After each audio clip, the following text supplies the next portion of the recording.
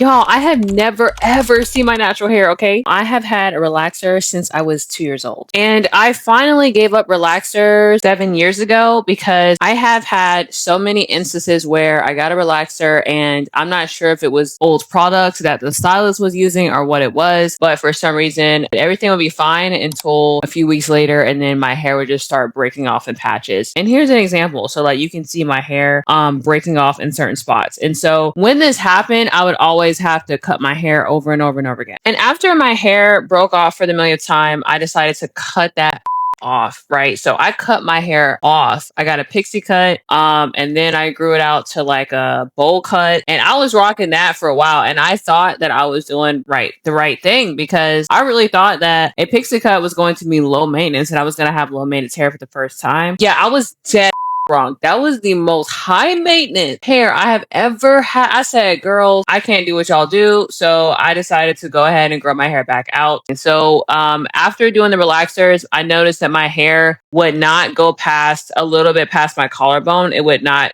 get past that length because it was always breaking off. So once I found out about the keratin treatment, I started to stop with the relaxers cold turkey and then switch to the keratin treatment. Now, I thought that keratin was not going to be damaging to my hair, but unfortunately it was. Not every time, but I did notice that the perimeter of my hair especially was super fragile and always breaking off and could never recover. And then the middle of my hair would split. So breakage across the perimeter and then splitting hair in the middle. So I decided, even though I've never seen my natural hair growing out, to go ahead and go natural. But like a straight natural, okay? I'm not going to jump in all the way. I'm going to put a pinky toe in and do straight natural and then see how my natural hair behaves. Straight natural, that way I can have the healthiest hair possible and not have to worry about this breakage. And I'm trying to get to waist length. So I was almost at waist length with the keratin, and then the middle of my hair was, as you can see, splitting like crazy. And so I'm like, damn, I was probably a few inches away from waist length, but I didn't want a boneless waist length, y'all.